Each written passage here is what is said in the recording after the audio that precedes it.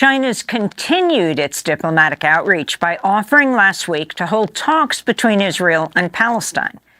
To look more at China's recent diplomatic actions, we're joined by David Sachs, director of the Center for Sustainable Development at Columbia University and president of the UN Sustainable Development Solutions Network. He's also served as advisor to 3 UN secretaries general and currently serves as a Sustainable Development Solutions advocate under Secretary General Antonio Guterres. His latest article, published, is headlined, "The Need for a New U.S. Foreign Policy." Professor Sachs, thanks so much for being with us. All of the diplomatic gestures of China, you know, the meeting with Macron in Beijing, with Lula in Beijing, brokering this deal between Iran and Saudi Arabia, now offering not only to negotiate between Ukraine and Russia, but Israel and Palestine. This hardly gets attention in the United States media. But around the world, the headlines are far more, there are far more headlines about this. Talk about the significance of this, and if you see a direct parallel between all the headway that China is making and increasing U.S. hostility towards China. Thanks, Amy. Very good to be with you. And indeed, this is a crucial topic. And as President Xi Jinping said in that meeting with Macron, it is a historic watershed that the world is living through right now. What China is after, if we view it from China's perspective, is what was also said, true multilateralism. And what that means, or true multipolarity, another term that they use. And that means they don't want a US-led world. They want a multipolar world. And the basis of that is that the United States is 4.1% of the world population. China is 17.5% of the world population. China's economy is comparable to the U.S. economy, and indeed China is the lead trade partner for much of the world. So China is saying, we're there too, alongside you. We want a multipolar world. We don't want a U.S.-led world. And while the United States sometimes talks about a rule-based order, the fact of the matter is that the U.S. grand strategy, if we can use that term of the grand strategists of the U.S. State, see our grand strategy in the United States as being dominance. And I often refer to an article that I think is very clear, succinct, and revealing by a former colleague of mine at Harvard University, Robert Blackwell, an esteemed ambassador of the United States, who wrote in 2015, and I'll quote from the article, "Since its founding, the United States has consistently pursued a grand strategy focused on acquiring and maintaining preeminent power over various rivals, first on the North American continent, then in the Western Hemisphere, and finally globally." Well, China doesn't want the United States to be the preeminent power. It wants to live alongside the United States. Blackwell, writing in 2015, said China's rise is a threat to U.S. preeminence. And he laid out a series of steps that the Biden administration actually is following almost step by step. What Blackwell laid out already back in 2015 is that the United States should create, quote, new preferential trading arrangements among U.S. friends and allies to increase their mutual gains through instruments that consciously exclude China.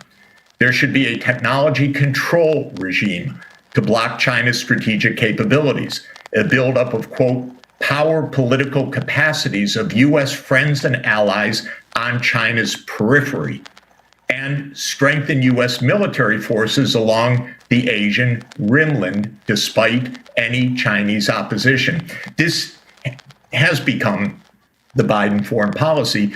China knows it. China really is pushing back.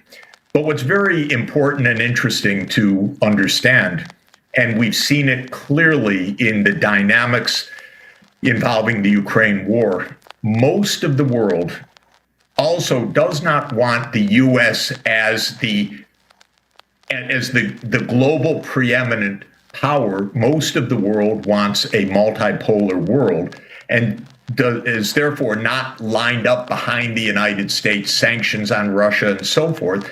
And this was also the message of President Lula visiting China, saying to President Xi Jinping, we as Brazil also want multipolarity, true multipolarity, and we want peace, for example, in the Russian-Ukraine war that is based on not a U.S. perception of dominance, say NATO enlargement, but rather a peace that reflects a multipolar world.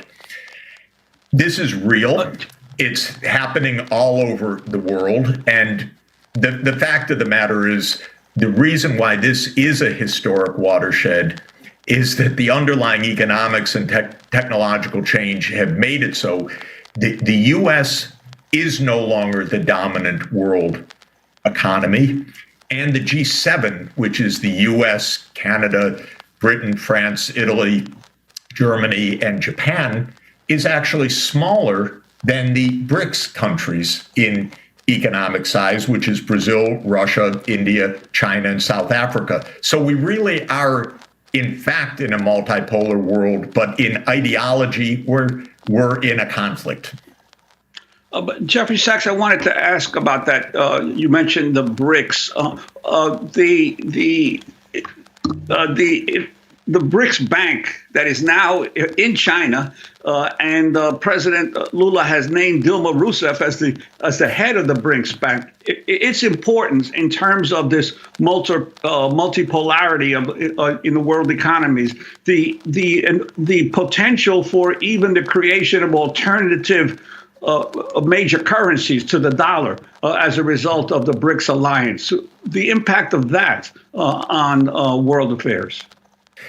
This is a big deal. And in fact, the United States is withdrawing. It doesn't know it necessarily. Our politicians don't understand this, but our politicians are withdrawing from the world financial and monetary scene and opening up the space for a completely different kind of international finance. I'll give you an example.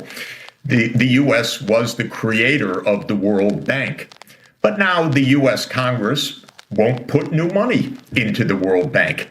And because of that, the World Bank's actually a quite small institution. It's got a big name, but it's a quite small institution in the financial scheme of things. The U.S.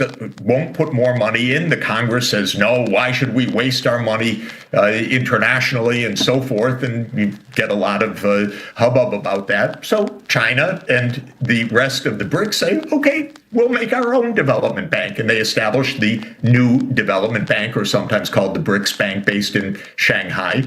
And that's just one of the institutions that is really changing the scene. There's the Asia Infrastructure Investment Bank, AIIB, based in Beijing, in fact.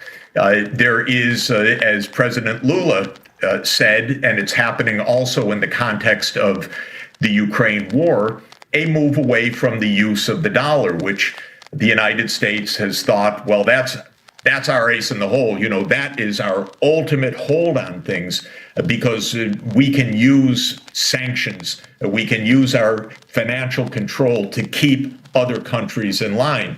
But other countries are saying, not so much. We'll trade in renminbi, we'll trade in rubles, we'll trade in rupees, we'll trade in our own national currencies. And they're quickly setting up alternative institutions to do this. The United States doubles down. We will confiscate your reserves. We will, if you don't follow. And the other countries are saying, you know, if you want to go through the UN and get really multilateral rules, we're with you. But if you want to just impose the rules, we won't follow along. And so we have this very funny expression called a rule-based international order. The United States government uses it every day. But what does it mean? Who writes the rules? And what most of the world wants, in fact, is rules written in a multipolar or multilateral setting, not rules written by the United States and a few friends and allies. I wanted to ask you, you've been an advisor to the United Nations for quite often. The issue of how much longer the permanent members of the Security Council can keep the number to 5, because clearly Brazil and other countries of the global south have been saying the UN needs to be reformed. And countries from Latin America, specifically Brazil and Africa, should have representation on the UN Security Council, permanent members.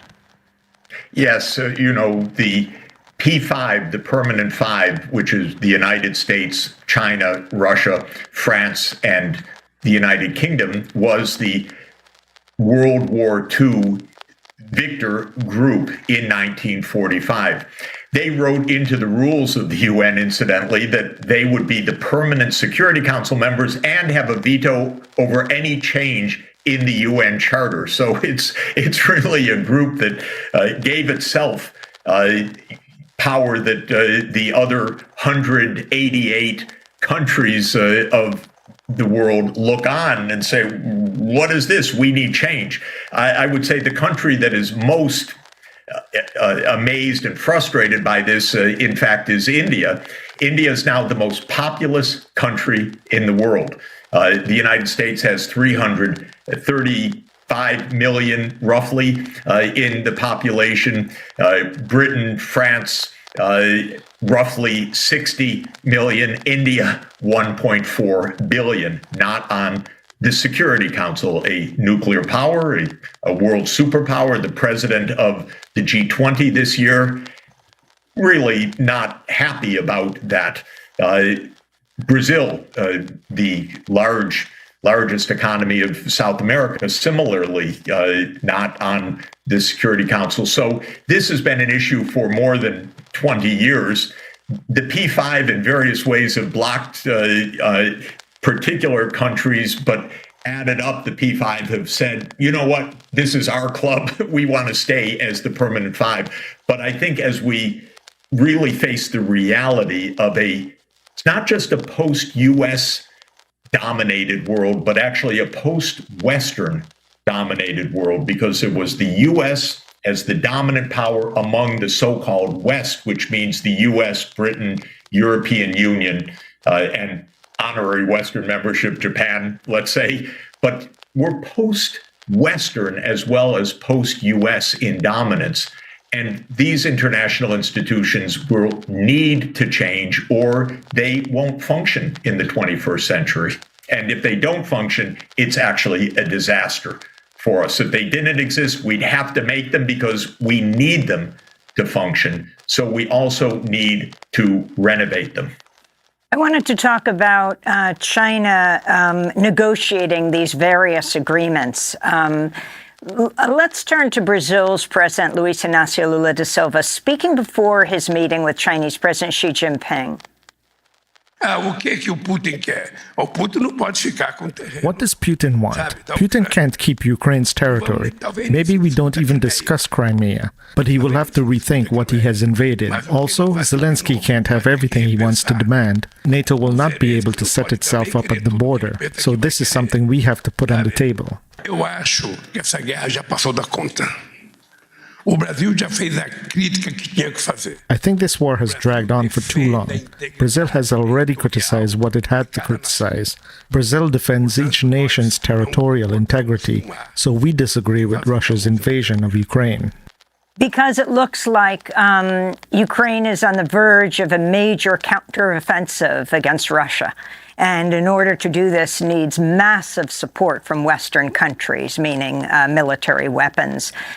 Can you talk about what China's role is here, the peace plan it has put forward, but also these other deals that China is helping to negotiate, like the successful rapprochement between Saudi Arabia and Iran, and then what they're suggesting about Israel and Palestine?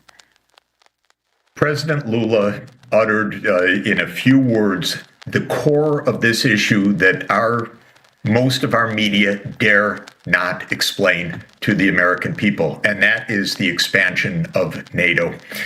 This is a war fundamentally about the U.S. attempt to expand a U.S. military alliance to Ukraine and to Georgia. Georgia is a country in the Caucasus, also on the Black Sea. The U.S. strategy, going back decades, has been to surround Russia in the Black Sea, with Ukraine, Romania, Bulgaria, Turkey, and Georgia, all NATO members surrounding Russia and its naval fleet in the Black Sea, with a naval fleet that has been the Black Sea naval fleet of Russia since 1783. Russia has said, this is our red line, and it has said that for decades.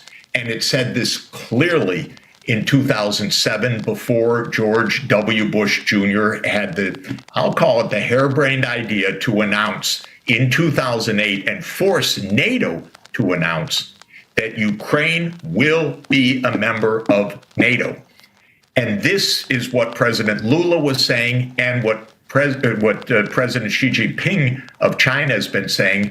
We can't have a war that is essentially a proxy war between Russia and the United States over the expansion of the U.S. military alliance right up to a 1,200 kilometer and more border with Russia, which Russia views, and I would say understandably views, as a fundamental national security threat to Russia. Keep some space, keep some distance. That's President Lula's meaning. That's what China means when it says in its peace plan, we want a peace plan that respects the security interests of all parties. What that is code word for saying, make peace, end the war, but don't expand NATO right up to the border. The American people have not heard an explanation of this all along. It's shocking to me because as a close observer of this for 30 years, this has been the casus belli.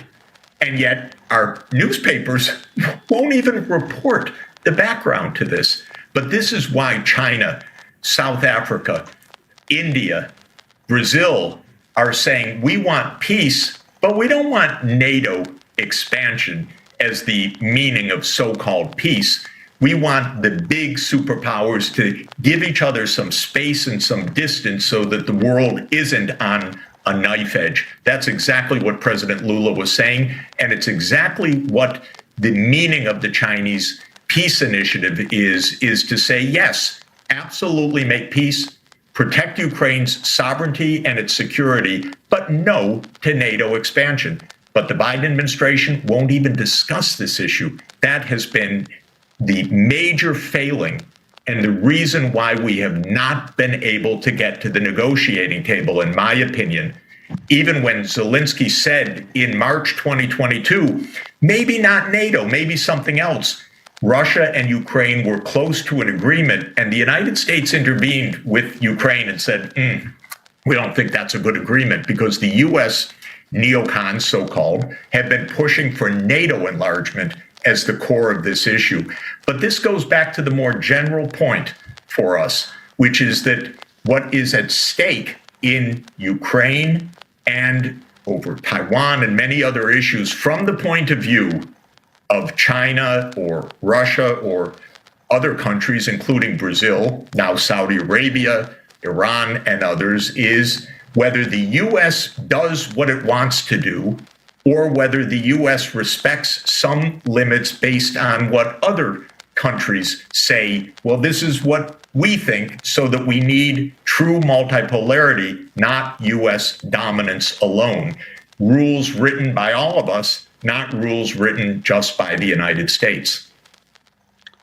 And Jeff Sachs, we only have about a minute left, but I was wondering if you could comment on the parallels between this expansion of NATO further and further east in Europe.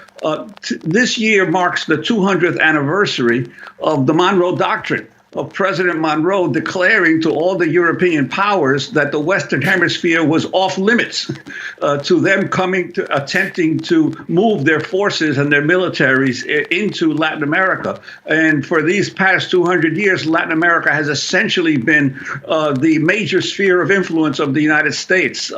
And yet here we are saying that Russia has no right to declare that its immediate the countries immediately its borders cannot welcome in NATO troops. Well, yes, a little empathy would go a long way and would have spared us actually a lot of wars. But for Americans, it would be useful to think, suppose Mexico made a military alliance with China. Would the United States say, well, that's Mexico's right, what are we going to do about it? Or might there be actually an invasion in short order or something like that? I would strongly advise to China and Mexico, don't try it at home. Don't experiment with this. But the United States government refuses that empathy because, in other words, refuses to put itself in the position of the other side. That's the fundamental arrogance of thinking that you determine the rules of the world.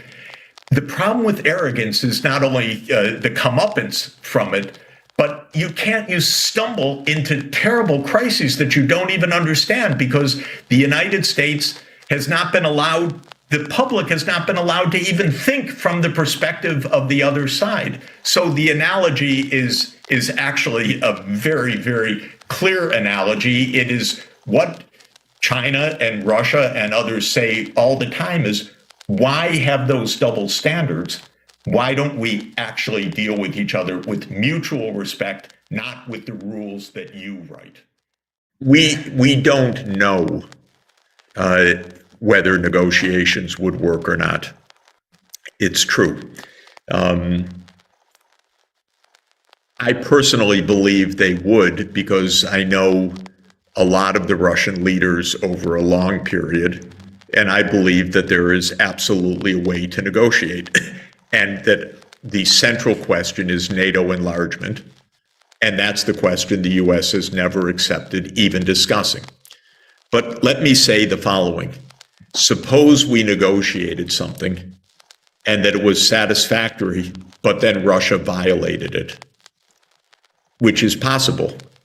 Then we would be in no worse situation than we are right now, but we would at least have the whole world know that we went the extra mile to try to find peace and the other side violated it. And that, to my mind, is the right approach. The right approach is to try for peace. And if it fails, you end up in war. But if you say there's no one to negotiate with, then you're surely in war. So I want to try the exit ramp, not guaranteeing, because nothing in life is a guarantee, not guaranteeing it would work, but believing that it would. I have lots of reasons to believe that it would. Russia is not a sole actor by itself. China is a very important actor in this. China actually would like a peace agreement. China would like to insist on a peace agreement. India would like a peace agreement. They don't want a peace agreement in which NATO enlarges because the U.S. is targeting China too. But they want a peace agreement that is satisfactory. And so there are many ways to enforce a peace agreement beyond just a piece of paper. There are many interests at stake. And by the way, the Russians honor agreements at times. We do too sometimes. We break them a lot also. The Ukrainians broke agreements. They absolutely would not implement the Minsk agreements. So the Russians say, look, how can we negotiate? You lie to us, you cheat. Britain, France and Germany were supposed to be the guarantors of the Minsk II agreement. When the Ukrainians say, we don't like this agreement, then France and Germany remain silent because they're on the Western side. So there is a lot of deceit, but it's not just Putin. And our division of the world into the pure good and the pure evil is phony. And it's phony here as well. So my view is, and I can tell you, all over the world, people basically agree with what I'm saying, which is, yeah, this is a war about NATO enlargement. And if it isn't, we should prove that. We should say, okay, we won't enlarge NATO. Now let's see if you stop the war. If you don't, then it exposes this isn't about NATO enlargement. This is about your empire building. Then you get the whole world on side. But right now, the whole world isn't on side. I'm not on side, but a lot of the rest of the world's not on side because they believe this is a proxy war between the US and Russia. So in terms of a negotiated settlement and what is really possible, NATO enlargement would sort of have to be the key piece of that. I think it's the center.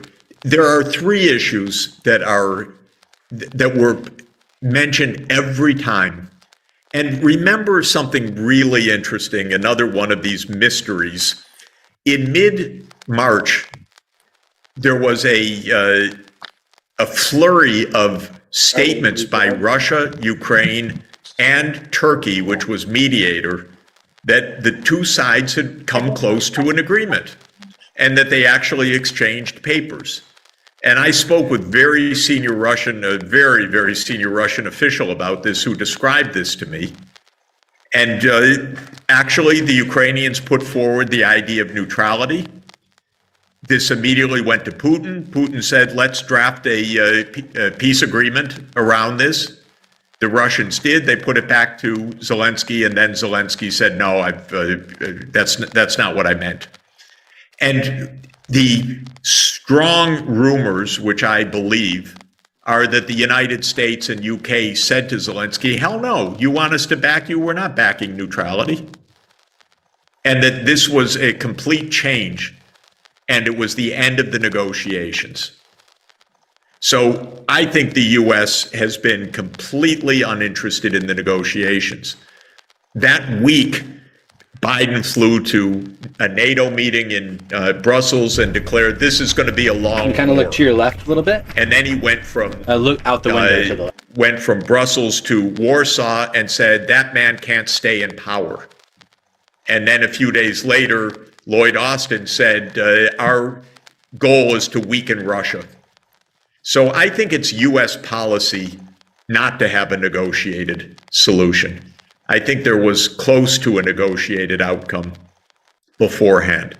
And I watch lots of Russian blogs, and they call for negotiations, which is, if it were Russia's desire not to negotiate, you wouldn't have the Russian bloggers calling for negotiations.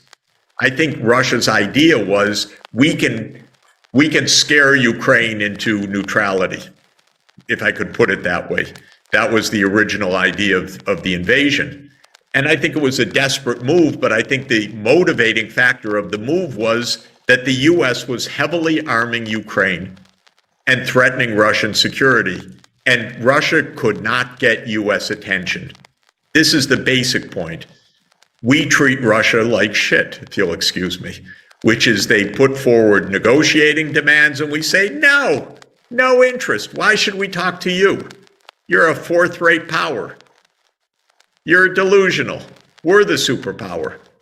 And that, I think, is the basic point. Then we say there's no one to negotiate with after we say we're not negotiating. But if you don't know if there's someone to negotiate with till you negotiate with them. And frankly, we didn't even try. And if we tried and failed, we'd have the whole world on our side immediately.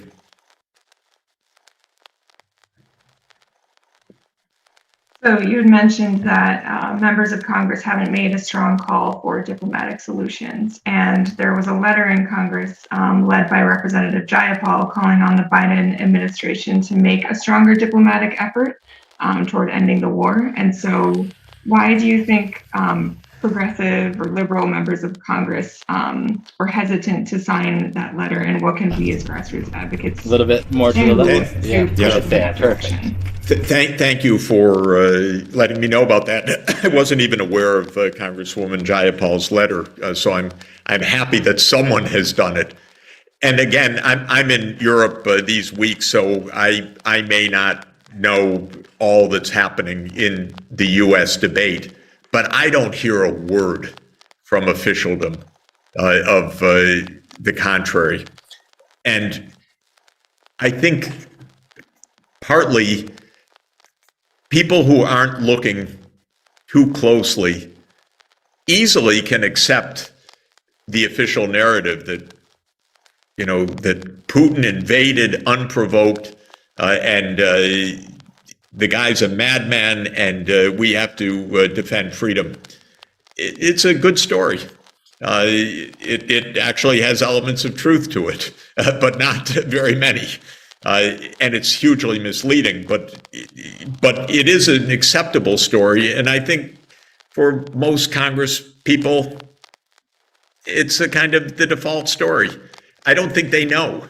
But what is amazing to me is they don't even discuss anything. So I talk to a lot of officials, they don't know the history.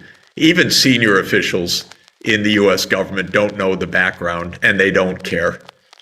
And so in Congress, it's much worse. But I do think we could do something, actually.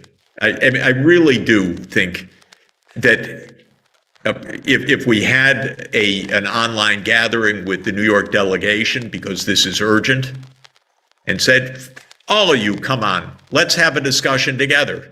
This is nuclear war, after all. You can spare an hour. And we actually had a discussion with the New York delegation. I bet it would make a difference. I think they just don't know, frankly. There's a lot to tease apart in this. There's a lot of history. There's a lot of, and the newspapers are so unbelievably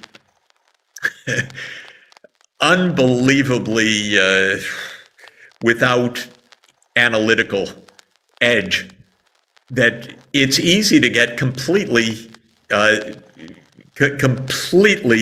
pulled into this. It is kind of the mainstream story.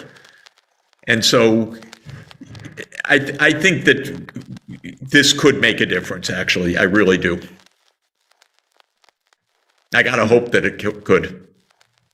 Yeah, thank you. And so I guess a follow-up to that is in advocating for our members of Congress to take steps toward a diplomatic solution, do you think peace activists should demand that the U.S. get out of NATO or take a position of stopping NATO enlargement because the U.S. is using NATO for hegemony? I think that the peace community should call for negotiations now that can defuse this crisis before nuclear war. I think that is the absolute most important thing to do. People are scared and should be scared. And by the way, every day when I read someone say, we're not going to be intimidated by this, I say, what the hell do you know? We're all going to be incinerated if you get this wrong. And I know, because I've studied it for 50 years, how close we have come to nuclear war. And given that we are on the 60th anniversary of the Cuban Missile Crisis, somebody ought to think a little bit more clearly about this. Maybe our key people in office some of them are too young to remember this, or they haven't studied it, they don't understand it, they don't know how dangerous this is. But I think that the focus should be stop this escalation. We are on the precipice. This is crazy. And there is a way to negotiate an outcome. And the two sides were negotiating in March. Send them back to the negotiating table, but with U.S. support for negotiations. That, to my mind, is the key. Great, thank you. And I'm just keeping an eye on the time and wondering if we're nearing the end of our time with you, or. Yeah, I'm sure that I'm late for something, but let's take a couple questions and then we'll finish up. Sure. So a lot of our members were interested in understanding the effects of the war on climate change and food security. And so I wonder if you could speak to that. Oh, we have to stop. 6 o'clock Pastor, 6:30 Tulsi, and then we're off to. Okay, I'm finishing. Yeah, it has to finish by 6. Yeah. Okay. Yeah, I have to finish shortly. My wife is telling me, and she's the boss. So, sorry, about the effects of all of this on climate change and food security. And food security. Everything is bad about this crisis. There is no silver lining, period, because you cannot address any big challenge in an organized way in the kind of look to midst your of left war. a little bit. And so Look out the window. the immediate effects of all of this, as you know, have been economic destabilization, soaring fertilizer prices, soaring food prices, soaring energy prices, and that's a part of what's happening. But I'd say even a larger part is there's no international cooperative processes on development or climate or anything else as our geopolitical situation darkens. We're hardly speaking to the Chinese. We are, of course, at war with Russia, and institutions like the G20, which are supposed to be working on global challenges like climate change, are dysfunctional right now because they include the two sides to this conflict. And there are many, many countries in deep hunger crisis right now that get no attention. I know it because they appeal to me in my United Nations context role. I met world leaders at the UN General Assembly a couple of weeks ago, some in absolutely desperate condition. And I spoke to a very senior UN official yesterday who's trying to help on the hunger side, but he can't even get access to senior policymakers right now, even though he's representing Secretary General, because our institutions are not paying attention to any of these things. They're paying attention to the war and to the election.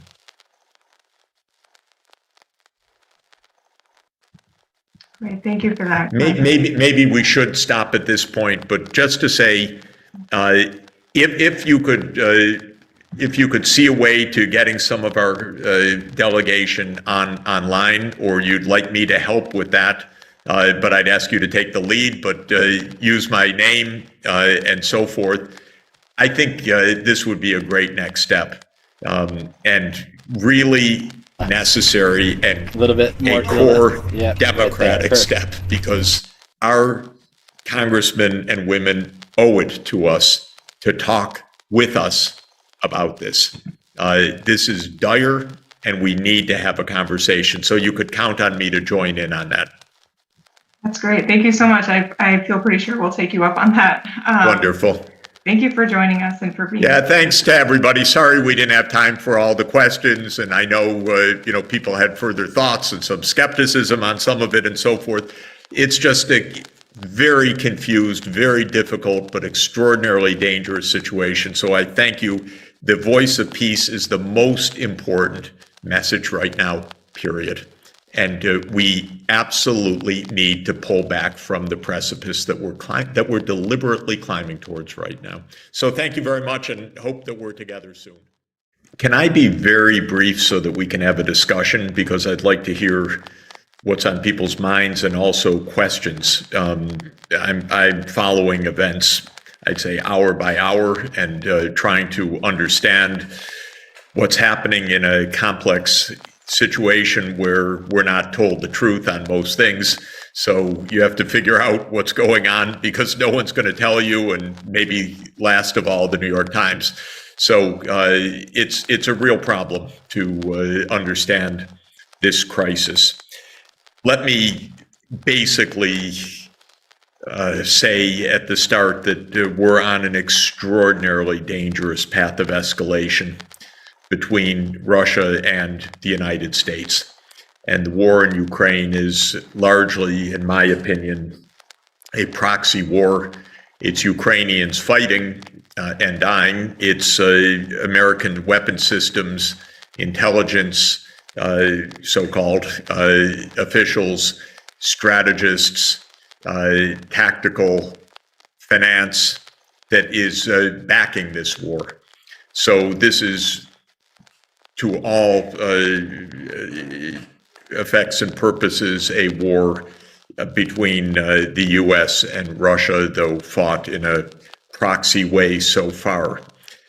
Our goal, we're told from the U.S. side, is to defeat Russia and force it to leave Ukraine after what is described as an unprovoked invasion on February 24th. I think there were lots of provocations, so the situation's more complicated. But let me just start with the desired outcome. I don't understand it. I don't understand how it could conceivably be achieved. We think that weapon systems and sanctions and fighting will wear down Putin or get him overthrown, and something will change and Russia will go home because they realize that this is not worth it for them. And maybe the U.S. model, and by U.S., I don't mean us, the American people, we have no part in any of this. The model of those who are prosecuting the U.S. side of this is that it's like Afghanistan or Vietnam was for the United States, that after it gets sufficiently bloody and useless, you just go home. I think there's a huge difference, which is that from Putin's perspective, but I think it's more general than that. It's not just one person. From the perspective of the Russian political actors and elites, the situation in Ukraine is not like America in Vietnam or America in Afghanistan. It's exactly in the neighborhood. And so it's viewed in Russia, I think, I'm not sure, but I think in much, much starker terms, that we will not lose this war because this is a war about Russian security. That's the Russian view. Okay, you could say they're crazy, not crazy, but I think that's the Russian view. And if that's the Russian view, and our view is we're going to defeat Russia, and Russia's view is we're not going to be defeated, I don't understand what anybody really has in mind other than continued escalation. And it is shocking but not surprising that every day now we have stories, will he or won't he use nuclear weapons? As if this is just another casual story in some newspaper column, as opposed to the existential threat to our survival, which it is. So I believe we don't have a plan. I don't think we have a strategy. We want to defeat Russia, and yet Russia doesn't want to be defeated. And even if we could, which I have my doubts about, defeat Russia on conventional weapons basis, Russia has 1,600 active nuclear warheads and 6,000 warheads in total. So I don't understand what our idea is. And again, when I speak of our, it's not mine, it's not yours, I think. It's our government's. And I don't even know who's really responsible for this, but it's a very narrow group and it has almost nothing to do with the American people, and no one's been asked about it, and no one's been informed about it, and no one's been told about it. And yet here we are near the brink of nuclear war. And we are near the brink of nuclear war. That's true. So to my mind, we are in a wildly wrong-headed approach. Oh, how did we get here? Again, this is much contested. There are two very different narratives. One narrative is Putin has delusions of grandeur and thinks he's Peter the Great and he's going to recreate the Russian Empire. That's the American story we're told all the time. I have a very different view, which is that we got here because the United States just can't keep its goddamn nose out of anyone's backyard. And we kept pushing NATO enlargement. And I was there 32 years ago as advisor to Gorbachev and then advisor to Yeltsin and advisor to Kuchma, first president of independent Ukraine. And I was an advisor to Yatsenyuk just after the 2014 events. So I've watched this pretty close up for 32 years. And I think the US is the provocation. This does not play well in the US media. In fact, it doesn't play at all. I can't get an op-ed published in the US media. They're not interested. They don't want to have any debate at all. So I think it is absolutely true, by the way, that the US and Germany told Gorbachev in 1990. Gorbachev offered, by the way, to disband the Warsaw Pact. That came from Gorbachev. We said, if you disband the Warsaw Pact, we will not use the occasion to move NATO to the east. And that became a condition, actually, for German reunification. And it was absolutely explicit. Now, since our government lies about everything, the narrative is, oh, we never promised, which is not true.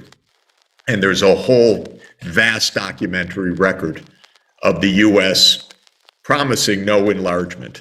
Well, of course, as soon as the Soviet Union went away, we thought it was a juicy opportunity to enlarge NATO, and started with Poland, Hungary, Czech Republic, 1999, and then George W. Bush Jr. added 7 more countries, 3 in the Baltics, so 3 right on Russia's border, Bulgaria and Romania, which is Russia's Black Sea region, and Slovakia and Slovenia. And we continue NATO expansion. And in 2008, Bush said, now we'll go to Ukraine and to Georgia. And to my mind, this was just absolutely the most provocative thing we could do. Because now we're pushing NATO right up against Russia's core security concerns. And the Europeans, many European leaders told me in 2008 how dangerous this was and how much they were against it, but the US calls the shots. So, ladies and gentlemen, to my mind, we've been stirring the pot the whole time. And there are many complications to this story, so I could talk for hours about the details. But in 2014, the pro-Russian president was overthrown. The US narrative is it was a mass public upheaval against a corrupt president. And I was there on the ground soon afterwards, and I know that the US played a direct role in the overthrow. And the Russians call it a coup. So we have competing narratives, but the Russians say, look, you overthrew the president friendly to our country. We don't want you anywhere close to our borders. At the end of 2021, Putin put forward security demands to the White House. At the core of them was, don't expand NATO. I called the White House at the end of 2021 to beg them, negotiate. We shouldn't be expanding NATO anyway. Negotiate. And I was told, no, we have an open door policy, which means that anyone that wants to join NATO can join NATO. And I said, that's crazy. This isn't a right. This is a threat to another country. This isn't about rights. This is about the effects on the neighbors. And I said, do you believe that Mexico has the right to have a military alliance with China? I don't think so. But that's what you say about Ukraine, that they have the right to have a military alliance with the United States. I said, in any event, they can ask, but it's not prudent for us to do it. Well, the White House refused any negotiations. And then there are competing stories, and I won't go into all the details, but Putin invaded on February 24th, and we've been escalating ever since. And the last week has been filled with news stories, these casual stories of will he or won't he use nuclear weapons, as if, we're trying to predict the outcome of the Super Bowl. It's bizarre to me. I've just never seen anything so reckless. And I have no confidence in the U.S. government, no confidence in what we're doing to head this off, because they're dead set on doing whatever it takes. That's what they say all the time, whatever it takes to win this, for Ukraine to win this war. And since I don't think Russia's going to lose this war, short of nuclear war, to my mind, we're on a recipe of continued escalation. And I'll stop with the reading. I want to read you one set of words from my favorite speech of modern times by an American president, which is President John F. Kennedy's speech on June 10, 1963. And just to give background about this, I wrote a book about this speech because I love it so much. After the Cuban Missile Crisis, Kennedy and Khrushchev knew the world's insane. We can't go on this way. We're going to blow everything up. We need to find a way to peace.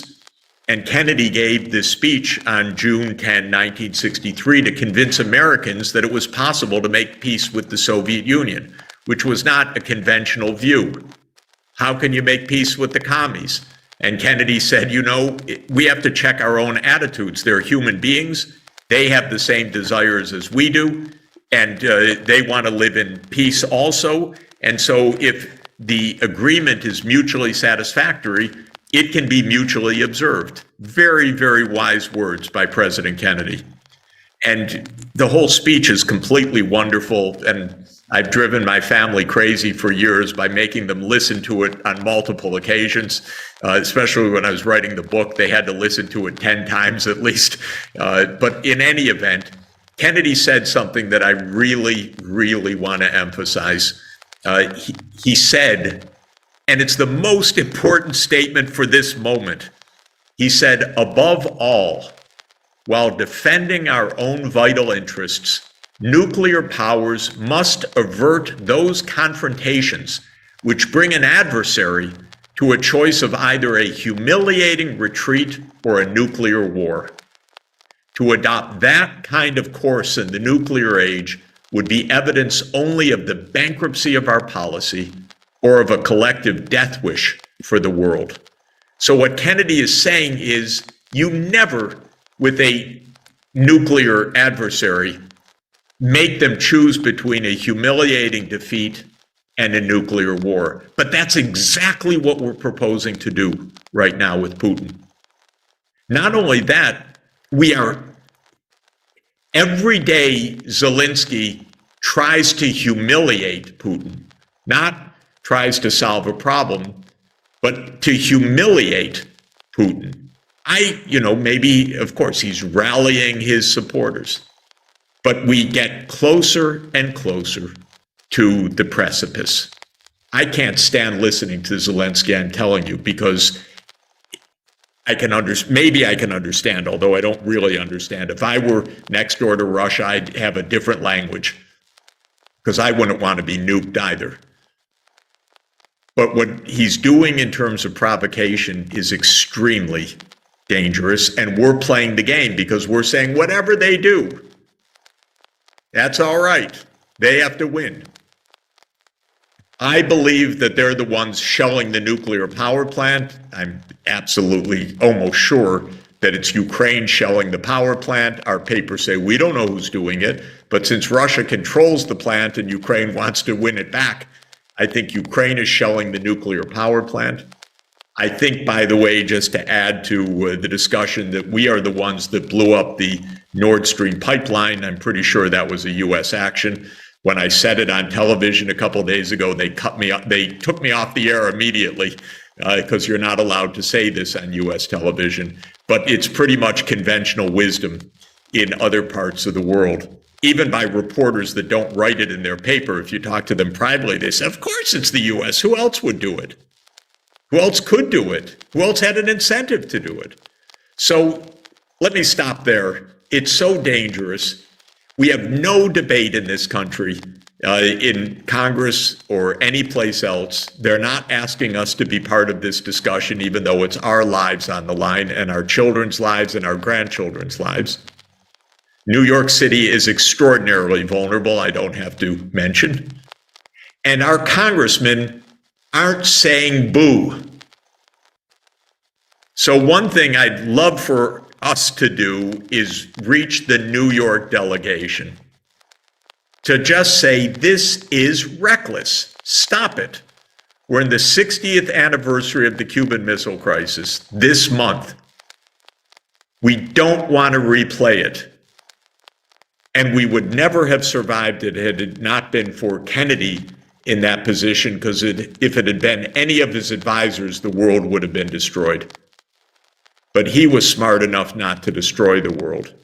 So let me stop there and turn it over and open for discussion. Thanks a lot. Yeah, my experience is that different societies have very deep-rooted political cultures and traditions that extend far back in history, and for good and for bad, and that these cultures are real, they are persistent, they are different, they don't rank on an easy scale that this is the best and this is the worst like we want to do. And we need an approach. I very much like what you said and agree with it. There are different narratives that are held, and these different narratives have merit. And the solution in a world of different narratives is to speak with each other more than we do. We in the United States, and I say we, what I really mean is our political elites, do not speak with Chinese political elites except to point fingers or to yell at them or to do other things. We certainly don't even shake hands with Russian leaders or diplomats. But I've lived my whole career for 42 years of active duty listening to different narratives and seeing those perspectives from different sides and finding a lot of merit in the various positions and saying if you would sit down to speak with each other, we'd actually get somewhere. So let me be specific. Okay. China looks today not completely different from the Han Dynasty, a centralized administrative state. And with Confucian culture, with a tradition of excellence of the Mandarins. When I speak with Chinese senior officials, which I do often, they are the best informed professionals I know in the world. When I deal with them, they know their brief. They're sophisticated, well-trained, occasionally my students. And they believe in professional excellence of a centralized administrative state. And that political culture is more than 2,000 years old. When you are looking at Russia, it looks a lot like Putin looks a lot like a Tsar. It's not an accident. That is a culture of authority and a culture of tradition. When I look at my own country, the United States, it is a semi-democratic, white-dominated, hierarchical, racist society that aims to preserve privilege by the elites. That's how it was formed in 1787. It was a slave-owning, genocidal country, killing Native Americans for a white culture. But amazingly, it still looks that way, although we're much more diverse now than we were. Let me ask you this, Jeff, because this is... I want to point out that these are deep cultural distinctions. Right. But we shouldn't just simplify because we say democracy and you know, these are, yes, it's important. What's important is actually the details. As I mentioned last night, Plato, democracy, that was the last thing on his mind. That was the enemy. The plus was a philosopher king, of course, right, in the Republic. And for Aristotle, it was much more subtle and complex of a system of governance that mixed governance by the one, by the few, by the many, but on the good side of the ledger. And one more point I want to make about democracy, because we're in a democracy forum where we treat democracy as the good. The most violent country in the world in the 19th century, by far, was perhaps the most democratic or second most democratic, and that was Britain. You can be democratic at home and ruthlessly imperial abroad. The most violent country in the world since 1950 has been the United States. It's Jeff, been by far involved Jeffrey, in more, stop wait, now. More Let's, wars. Jeffrey, I'm your moderator. Good morning, everybody. I'm from Hong Kong, and I'm representing the Global Liberal Arts Alliance, and I'm going to ask a question about that. So, Mr. Sachs, yeah, you just raised that we should, the top political agenda is to alleviate inequality instead of arguing with each other which one is not democratic or democratic. But there are indeed authoritarian regimes which are they really motivated to tackle inequality while they build gulags in Xinjiang, jailing students and dissolving civil society in Hong Kong, and fading a history of large-scale killings in the Cultural Revolution? Well, I'm risking my only freedom of speech of saying that because I live in Hong Kong. But is that hypocritical or morally decent for the West to collaborate with them to alleviate inequalities as the first agenda to solve, while not condemning their That's the good. dangerous? It's clear. Thank you. Thank you. That's clear. Yeah, thank you. Jeff, you want to respond to those first? Yeah. My view is that we need a world that operates under two major charters. One is the United Nations Charter, and the second is the Universal Declaration of Human Rights, which is our moral charter. That's a multilateral charter. It is based on the idea of international cooperation that was envisioned after the horrors of World War II. It is, in my view, the basis for peace. In 1990, the basis for peace, when Gorbachev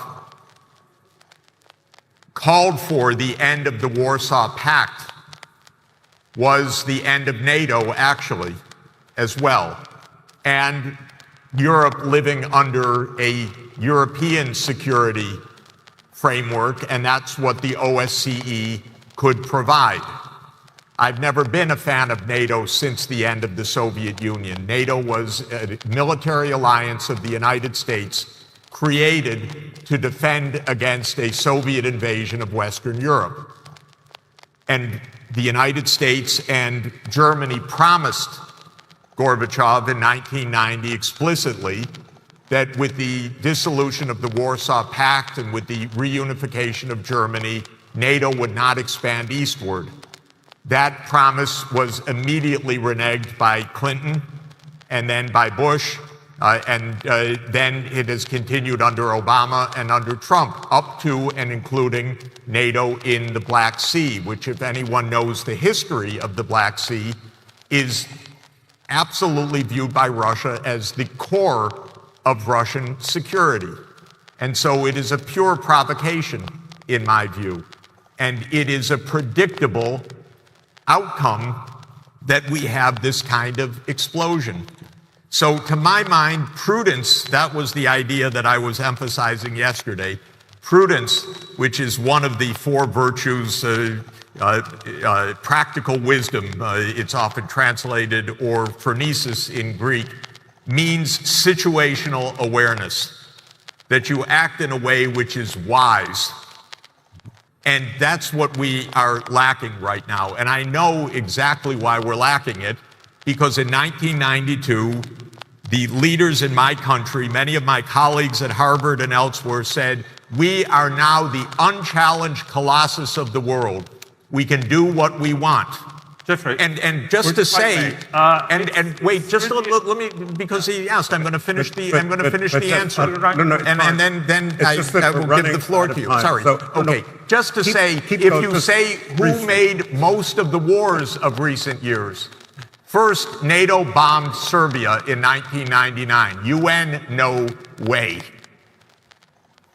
The invasion of Iraq under complete lies, not misunderstanding, but lies.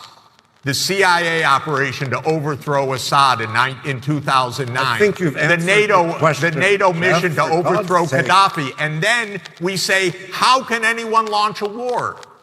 Well, 4 of the last 5 came from the United States side.